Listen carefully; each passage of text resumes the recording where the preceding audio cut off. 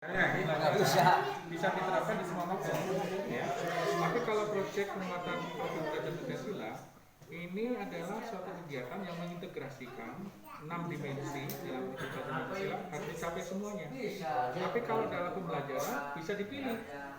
Dari 6 itu ya, tidak semuanya dominannya itu kenalan, kritis, dan kemandirian. Udah ini yang dikembangkan. Kalau di mapel boleh satu, boleh kalau satu. proyeknya semuanya. Ya, Oh itu project jelas sekarang. 6 Oh itu jelas, berarti mencakup semua ini.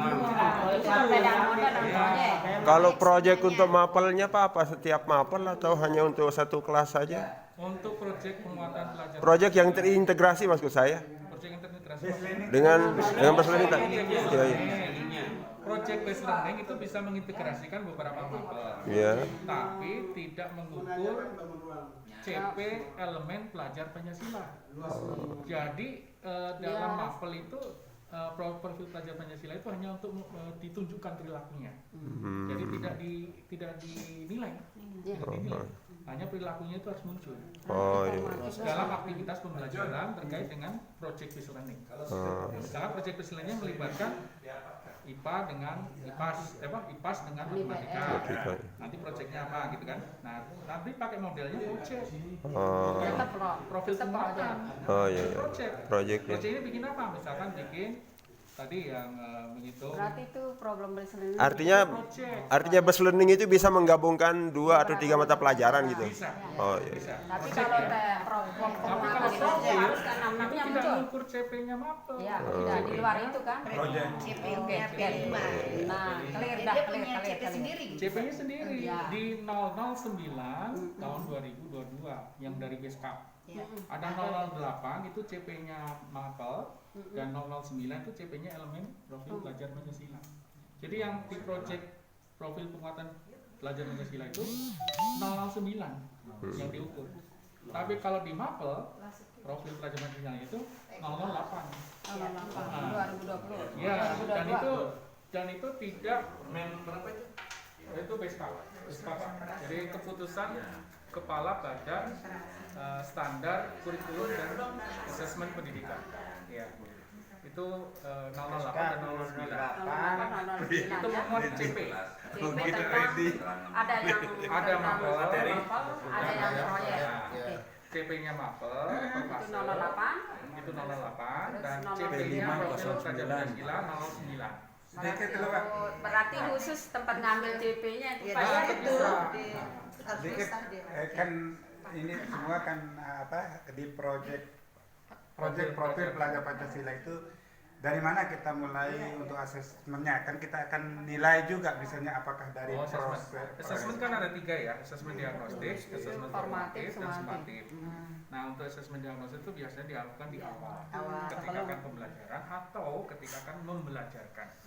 Di awal tahun pembelajaran itu untuk melihat kesiapan non akademik ya di awal pembelajaran. Itu dia memiliki kesulitan belajar nggak?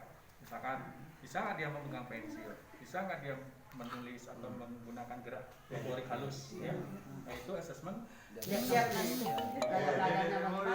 non akademik ya, kesiapan ya. Jadi motoriknya, kognitifnya, sosial ya, berkomunikasi dengan teman-teman secara tulisan atau non tulisan ya. Terus juga terkait dengan perilaku juga harus dilihat ya, itu asesmen non akademik. Itu ada instrumennya nggak yang kita diagnostik?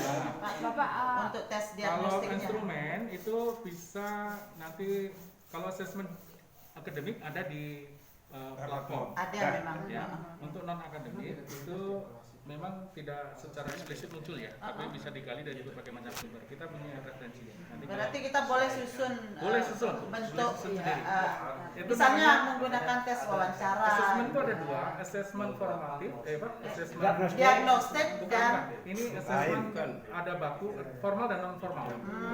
Jadi formal itu yang bisa melakukan ya ahlinya. Dia menggunakan instrumen baku seperti misalkan WI IIC itu untuk mengukur asesmen akademik. Nah itu yang bisa menggunakan psikolog. Kita nggak bisa. Dan asesmen non formal. Asesmen non formal boleh dikembangkan oleh guru dengan tim ya. Nah nanti menanyakannya apa? Menanyakannya adalah yang sifatnya ya kehidupan sehari-hari.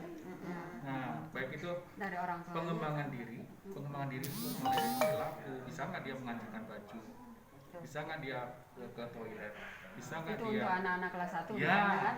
anak TK juga ya kan, itu juga harus disiapkan, itu dilihat bisa nggak dia melakukan apa istilahnya tidak ngompol. Ya itu Berani ke toilet sendiri, ya, bisa bersihin sesudah bisa bilang kesiapan ya. minta tolong. Itu pengembangan diri ya. Dan juga pengembangan gerak. Pengembangan gerak itu motorik itu ada motorik halus, motorik kasar, bisa lokomotor dan bisa non lokomotor. Nah itu nanti melihat kesiapan sendi ya, kesiapan otot ya, kekuatan otot, kemudian fungsi dari anggota tubuh. Kaki, Apakah tangan ya. ini lengkap ya, terus bisa digerakkan, apa dia spastik ya, kaku, atau dia diplegia. Kalau ada kelainan itu harus dilihat ya. Itu diamati aja, dan dengan observasi itu kita bisa, dan itu kita bisa buat sendiri. Bisa wawancara orang tuanya juga Bisa. mungkin ada hal yang tidak kita ketahui Bisa, tentang anaknya itu gitu ya. namanya riwayat. Nah, riwayat itu boleh didapat dari orang terdekat, orang tua, saudara. Atau bisa juga Pak atau perawat. dari catatan rapot sebelumnya kayaknya kan gitu dia naik kelas misalnya Iya. kelas 21 kalau udah Iya. kan biasanya ada di sana sikapnya kemudian deskripsi di dalam rapotnya itu ada bisa juga dijadikan bisa. Pak ya Bisa. Jadi itu bisa di samping nanya-nanya sama orang ya, tuanya. bisa dokumennya bisa primer, bisa sekunder. Kalau primer itu wawancara langsung, kalau sekunder itu dari dokumen-dokumen, misalkan rapor, catatan dari guru BK ya, atau Itu enggak ada Atau guru guru BK sebelumnya, Pak. atau Kalau guru kami sebelumnya SD, dari SD guru kan kelas sebelumnya. Kelas sebelumnya atau guru bidang studi yang pernah ngajar Ya. dia kayak gitu itu ya. bisa. Itu namanya data sekunder. Ya memang itu sih. Kaitannya dengan itu kan persiapan belajarannya kita mulai dengan asesmen ya Mas. Ah. Nah, kemudian proses artinya proses dari proyek ini Mas. Ah. Apakah perlu penilaian atau ada instrumen penilaian Untuk project Ya, ada proses. Pak. Ada. Itu Ada, yang kita Itu yang kita penilaiannya itu juga sama, tetap ada Pakai rubrik. penilaian formatif dan sumatif. Tapi ingat, untuk project kualitatif. Deskripsi deskripsi Pakai deskripsi. Mulai berkembang, belum berkembang sudah apa itu project. Oke. Profil pelajar Belajar Pancasila. itu nilainya. Jadi nggak pakai 7, 8, 9. Ada ininya ya. Kalau dulu kan sikap gitu. Iya. Ini proyek bagaimana itu kan numerasi mungkin Numerasi literasi kan diukur pakai asesmen Kuantitatif. ya, nanti kan per fase ya, jadi per fase itu diukur literasi numerasi. Kalau literasi ya nanti ada kebahasaan dan sebagainya ya, Nah itu kan ada Contoh-contoh ada soalnya di elemennya. BMN itu Pak. Ada. Iya, Pak. Semuanya lengkap. Jadi ada elemen-elemen kan. Kalau literasi misalkan literasi bahasa Indonesia mulai dari membaca, menyimak, memirsa, yang bercerita ya, itu kan ada yang harus diamati. Nah di sinilah nanti elemen-elemen ini harus dicapai dalam capaian pembelajaran. Nah, jadi itu harus dibuat instrumennya. Nah instrumennya itu bisa berupa instrumen assessment formatif. Assessment formatif itu ongoing. Jadi ketika anak belajar mengerjakan penugasan, mengerjakan tagihan, itu diamati kemampuannya. Nah ini akan menjadi assessment formatif. Formatif ya. Jadi nanti mungkin bisa menggunakan tes dan non tes untuk formatif.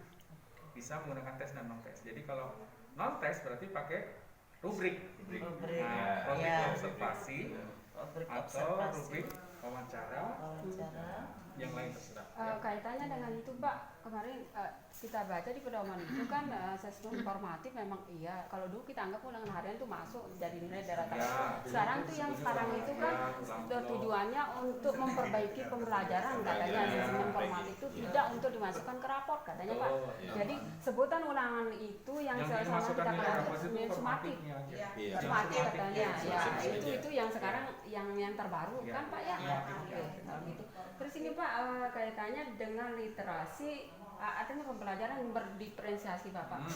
Walaupun materinya sama tentang bilangan gitu loh. Iya. Tetapi kalau katanya dengan literasi anak yang suka olahraga maka bilangan itu dikemas menjadi istilah-istilah olahraga. Katanya sana itu contohnya Pak.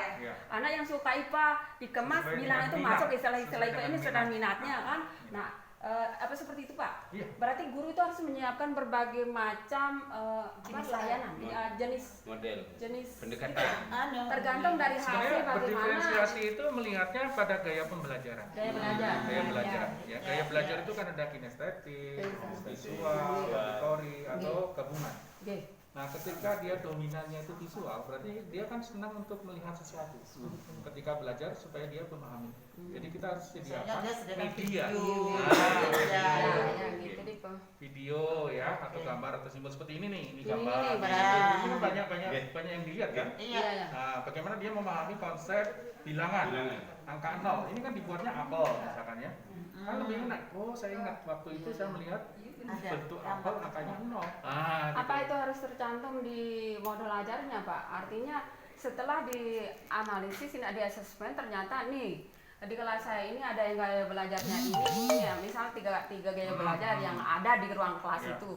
Apakah di dalam modul ajarnya itu tercermin harus terisi bahwa untuk layanan yang diberikan kepada gaya belajar ini menggunakan apa seperti itu Bapak?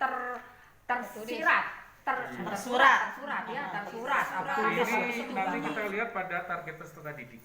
Target peserta didik kan ada 3. Satu tipikal, reguler, nggak ada masalah. Yang kedua kesulitan belajar. Yang ketiga berkemampuan cerdas istimewa, berbakat istimewa. Nah, ketiga-tiganya target peserta didik ini punya gaya belajar. Nah, gaya belajar ini yang nanti harus kita lihat dan amati bagaimana anak untuk memudahkan dia memahami atau belajar sesuatu ya, baik itu pengetahuan atau keterampilan. Nah, disitulah nanti kita harus mengakomodir. Oh, ini harus disediakan media. Nah, media ini yang harus disediakan. Jadi, kalau di dalam MA-nya atau dalam modul ajar, nanti dituliskan di situ. Kan di kegiatan inti kan ada media pembelajaran yang harus digunakan. Nah, nanti Bapak Ibu siapkan media visual global untuk mengakomodir anak dominan pada visual. Berarti harus ditulis. Tulis tapi tidak terlalu terinci masing-masing Artinya siswa. sebenarnya kan selama ini guru atau kita semua itu sudah memikirkan hal itu Pak. Artinya pada saat kita menentukan medianya, karena anak itu kalau dia menggunakan ada yang audio, Gaya belajar, ada yang kinestetik, ini dia suka yang begini, dikemas lah. Inilah pilihan media yang tepat untuk mengakomodir semua gaya belajar itu. Akhirnya seperti itu, tapi tidak tersurat dia di sana. Selama ini kan artinya sebelumnya kan tidak tersurat. Nah, sekarang kaitannya dengan itu Pak juga ini kaitannya dengan pengelompokan siswa. Bagaimana kalau seandainya dalam asesmen awal kita gitu, ternyata nih untuk materi-materi tertentu misalnya ini yang pinter, yang sudah paham materi ini sekian orang, yang masih belum ini, yang sudah lancar. Nah, bisa kan kita kelompok-kelompokkan ya Pak ya. Artinya kelompok itu tidak baku ya, kecepatan belajar. Artinya kelompok itu tidak statis kan? Dinamis ya, bisa berubah. Nanti pada saat pembelajaran yang lain, anak ini pintar di sini, dia berubah. Nah, itu katanya untuk menghilangkan kesan pembulian. Artinya jangan ada judge bahwa anak yang tidak bisa sama sekali tetap itu aja kelompoknya. Ini kelompok bodoh, kelompok biasanya tuh anak-anak seperti itu. Jadi untuk menghindari itu katanya Pak ya, kita harus melihat si ini kemampuannya yang lebihnya di materi apa gitu dikelompokkan. Nah, bisa saja katanya Pak ini anak-anak yang udah mahir kategorinya dia jadi tutor sebaya bagi temannya. Kemudian yang kurang itu kita berikan perhatian khusus. Apa seperti itu Pak ya? Pendampingan khusus. Oke, berarti udah benar lah cara kita kayak gitu. Jadi betul bahwa nanti dalam manajemen kelas ini kan bicaranya kan manajemen kelas ya. Manajemen kelas ya. Manajemen kelas itu kan guru harus mampu memiliki keterampilan pedagogik. Betul. Nah, keterampilan pedagogik itulah salah satunya mengenal karakteristik peserta didik. Nah, untuk mengenal karakteristik peserta didik itu dia harus mengetahui kesiapan, ya itu telah kesiapan pembelajaran dan sebagainya. Dia ada di target apa, ya, misalkan kesulitan atau dan sebagainya. Nah, jadi kita harus siapkan dan pengelompokan itu kembali lagi jangan sampai nanti menimbulkan kesan ini kelompok yang masalah nih. Nah, justru kalau bisa ya bagi anak yang memiliki kemampuan cerdas istimewa dia menjadi tutor sebaya. Jadi nanti model ada kebanggaan dia kan adalah tutor sebaya. Jadi ini tutor sebaya itu bisa. Jadi nanti biarkan dia menjadi istilahnya kalau kita sebut ya fasilitator lah. Ya, untuk benar. Untuk teman-temannya. temannya. Ada kebanggaan, ada rasa tanggung jawab dia juga. Dia Gitu juga kan. bangga bisa diajari sama temannya yang bisa, ya bukannya kemudian terpuruk terus. Iya. Itu kan ya. Ada kalanya Dan dia betul, muncul di materi kalau ini, bisa dia yang itu jadi waktu tutor itu, gitu. Ya sedapat mungkin ya heterogen lah. Nggih. Jangan sampai Jadi alirlah. Ya tadi itu yang agak samar-samar kita antara proyek penguatan dengan Ya. proyek project base ya. ya itu tadi agak Project kita sebenarnya itu model kaitannya belajar dengan yang intra kan bisa mengintegrasikan beberapa mapel. tapi mengukurnya profil tertentu, Ya. tidak semua Tidak profil. semua.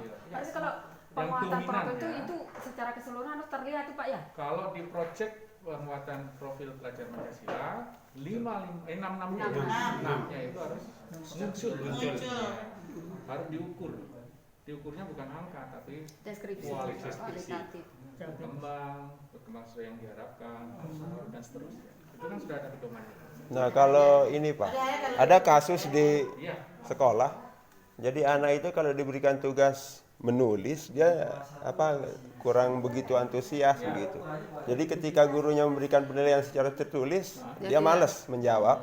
Dia lebih senang kalau diberikan tugas semacam tindakan. Misalnya lebih senang baca puisi ketimbang menulis puisi. Kinestetik, Pak. Nah, Jadi diakomodir, jangan diperbanyak untuk tagihannya dalam bentuk menulis. Iya, betul. Banyak demonstrasi. Jadi Berarti memang sudah bisa membedakan yang Iya, iya. namanya gaya belajar siswa. Betul. Nah, seperti itu. Jadi ini yang harus kita Ini harus dikelirkan di bawah Bapak. Itu Iya, yang sama sama nih, Pak. Banyak yang Apa itu? apalagi dengan adanya saya dia ngasih makan. Waduh kok gini akhirnya kita Kalau bukan siapa? menurut saya pas sudah yang sampaikan. Iya. Kayak kita satu dan tidak bagus Iya. ulang. Soalnya ini banyak sekali yang kita dengar Pak. Selain daripada kita Bingung kita nanti. sekarang ini juga penyampaian ini maaf banget. Berbeda-beda ini. Kan sekarang apalagi kami di Lombok Timur sedang diadakan Di workshop IKM itu. Terus Kadang narasumbernya penyampaiannya disampaikan oleh orang yang tidak pernah melaksanakan. melakukan